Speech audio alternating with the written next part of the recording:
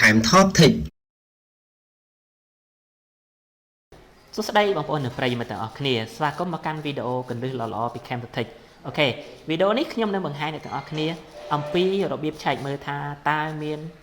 ទូរស័ព្ទឬក៏កុំព្យូទ័រប៉ុន្មានគ្រឿងដែល connect ទៅកាន់ WiFi ដែលបងប្អូនកំពុងតែ connect អូខេមិនត្រឹមតែបងប្អូនអាចមើលឃើញទូរស័ព្ទឬក៏កុំព្យូទ័រប៉ុន្មានគ្រឿងដែលកំពុង connect នេះទេបងប្អូនថែមទាំងអាច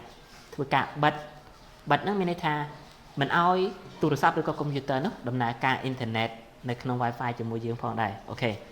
ដោយវិធីនេះបងប្អូនអាចធ្វើបានលុះត្រាតែបងប្អូន root ជាមុនសិនដោយបើសិនជាបងប្អូនចង់ដឹងពីវិធី root បងប្អូនអាចចូលទៅមើល YouTube របស់ Camtoptec បង្ហាញអំពីវិធី root មុនមកបានអូខេវីដេអូច្រើនដែរដែល Camtoptec បានផុសទៅក្នុង YouTube អំពីរបៀប root Android អូខេតោះឥឡូវនេះចាប់ផ្ដើមតែម្ដងទៅដើម្បី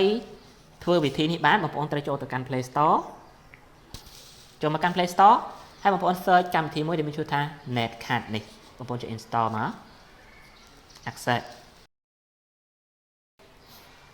អូខេឥឡូវនេះវាបាន install ពេញទៅហើយខ្ញុំចង់បញ្ជាក់បងប្អូនបន្តិច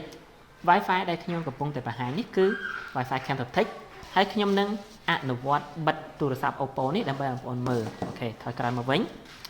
បងប្អូនបានដំឡើងពេញសាច់រួចស្រេចបាច់ចឹងបងប្អូនបើក Open មកបន្តមកទៀតកន្លែងនេះដំបូងគេបង្អស់គឺបងប្អូនត្រូវចុច Grand ចុច Grand ព្រោះថាវាត្រូវទាមទារ set root អញ្ចឹងបងប្អូនត្រូវឲ្យ set root ទៅកម្មវិធី Netcard ហ្នឹងសិនបងប្អូនចុច OK រហូតទៅអូខេមកអូខេទៀតនេះវាចាប់បានថាមាន network user មានន័យថាមានអ្នក connect ទៅកាន់ Wi-Fi ហ្នឹង7នាក់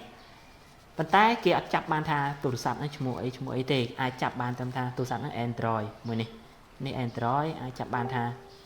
Android មួយទៀតហើយនេះ iPhone ហ្នឹងទៅហើយទីមកក្រោមទៀតមកគឺនេះកុំព្យូទ័រឈ្មោះភក្តី PC ហ្នឹងទៅ iPhone LG ហើយនឹង Apple ទៀតទាំងអូខេវាអាចចាប់បានតិចតួចប៉ុណ្ណឹងឥឡូវនេះខ្ញុំចង់អនុវត្តឲ្យបងប្អូនមើលឃើញហ្នឹងគឺនៅលើទូរស័ព្ទ Oppo នេះតែម្ដងឥឡូវខ្ញុំទុកវាចោលមួយឡែកសិនបងប្អូនក៏លេចមកមើលលើ Oppo នេះវិញដោយ Oppo មួយនេះវាមាន MAC address របស់វាបងប្អូនចូលមកកន្លែង setting ចូលកន្លែង about phone ទូរស័ព្ទមកចុចយកកន្លែងពាក្យថា status មកបងប្អូននឹងឃើញពាក្យថា Wi-Fi MAC address នេះ Wi-Fi MAC address របស់ Oppo នេះគឺ 88D50C A1 យើងយកតែក្បាល 88D5 នេះចុះស្រួលចំណាំអូខេឥឡូវនេះខ្ញុំធ្វើការតេស្តអ៊ីនធឺណិតនៅលើទូរស័ព្ទនេះផ្ទាល់តែម្ដងឥឡូវខ្ញុំចូលទៅកាន់ Play Store ចូលទៅកាន់ Play Store នេះគឺវាដើរទាំងអស់តែម្ដង Wi-Fi ដែលខ្ញុំកំពុងតែ connect នេះគឺ Camtoptec ដែរណាហើយ Wi-Fi មួយនេះក៏ Camtoptec ដែរមានន័យថាទូរស័ព្ទពីរនេះ connect នៅក្នុង Wi-Fi តែមួយឥឡូវនេះខ្ញុំនឹងបិទទូរស័ព្ទ Oppo មួយនេះមិនឲ្យដើរអ៊ីនធឺណិតតែម្ដងមិញ D50C អូខេមួយលើគេនេះតែម្ដងដើម្បីធ្វើការបិទវាបិទទូរស័ព្ទណាមួយ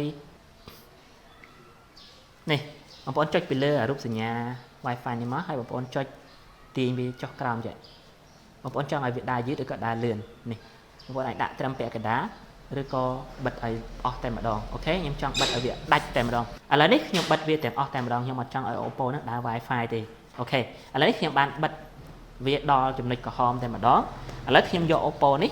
មកបើកអ៊ីនធឺណិតមើលតែម្ដងឥឡូវនេះខ្ញុំបិទ Chrome នឹងចេញបិទនឹងចេញអស់នេះឥឡូវខ្ញុំបើកអានេះម្ដងទៀតអូខេឥឡូវនេះឃើញវាអត់ដែរបងប្អូនចុច install ឬក៏បងប្អូនអាចប្រើអ៊ីនធឺណិតបានតែម្ដងគឺវាដាច់អ៊ីនធឺណិតតែម្ដងនេះនៅលើនេះគឺ0 គីឡូអូខេបើសិនជាខ្ញុំបើកមកវិញទូរស័ព្ទនេះនឹងបើកអ៊ីនធឺណិតប្រើបានវិញអូខេឥឡូវនេះខ្ញុំនឹងបើកអានេះឲ្យវាបើកប្រើបានវិញអូខេឥឡូវនេះមានន័យថាខ្ញុំអត់បានបិទទេគឺទាញដល់ខាងលើ full តែម្ដងឥឡូវនេះខ្ញុំនឹងបើកចូល browser នេះម្ដងទៀតអូខេនេះវាបានបើកដំណើរការបានធម្មតាវិញទាំងអស់ទៅហើយអូខេអញ្ចឹងវីដេអូបង្ហាញអំពីរបៀបនៃការមើលហើយនឹងបិទអ្នកប្រើប្រាស់ Wi-Fi ជាមួយបងប្អូនសន្មតថាចប់តែប៉ុណ្ណេះហើយក៏សូមបញ្ជាក់ផងដែរសូមបងប្អូនកុំអនុវត្តទៅតាមកន្លែងទីសាធារណៈផ្សេងប្រយ័ត្ន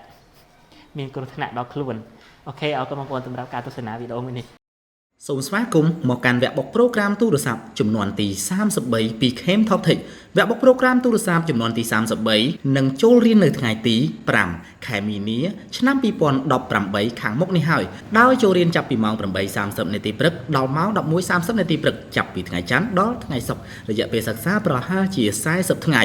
សិក្សានៅ Camtoptec មានទូរស័ព្ទសម្រាប់ទុកឲ្យសិស្សអនុវត្តគ្រប់គ្រាន់រួចជាស្រេចគ្រូមានបទពិសោធន៍ពូកែពន្យល់តាមបែបសាមញ្ញងាយយល់ free ជូននៅប្រូក្រាមទូរស័ព្ទថ្មីចាស់ទាំងអស់ដោយឥតគិតថ្លៃថែមជូននៅសៀវភៅមេរៀននៅពេលដែលរៀនចប់សិស្សនឹងក្លាយជាសមាជិកក្នុងក្រុមពិភាក្សាអាចសាកសួរបញ្ហានៅពេលដែលជួបប្រទះពិសេសសិស្សដែលមកពីតាមបណ្ដាខេត្តយើងខ្ញុំមានផ្ដល់ជូនកន្លែងសម្រាប់ស្នាក់នៅដោយឥតគិតថ្លៃវគ្គបុកប្រូក្រាមទូរស័ព្ទនៅ Camtoptec សិក្សាទៅលើម៉ាកទូរស័ព្ទល្បីៗដូចជា Apple, Samsung, Sony, LG, Huawei, Camphone, HTC, Oppo នៅចុងវគ្គមានបង្រៀនបន្ថែមពីរបៀបនៃការដោះ Google Account របៀបនៃការឈូស Windows Computer ផងដែរ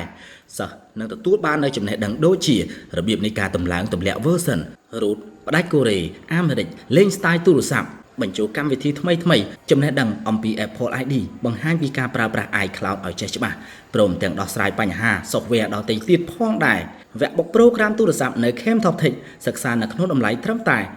$150តែប៉ុណ្ណោះសិស្សត្រូវយកកុំព្យូទ័រមកដោយខ្លួនឯងសូមតាក់ទងមកចុះឈ្មោះចូលរៀនតាមរយៈលេខទូរស័ព្ទ098